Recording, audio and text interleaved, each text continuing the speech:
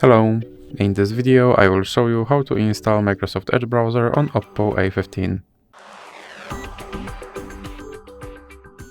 So you have to start by opening your Google Play Store, then click on search bar and type in Edge.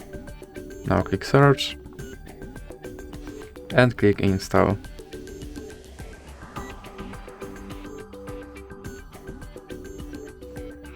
Now you can click open.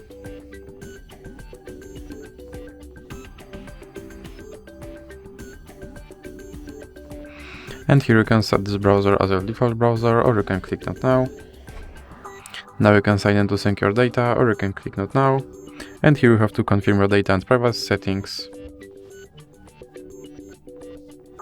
And as you can see, my Microsoft Edge browser is now installed and is ready to use, so that's it for this video.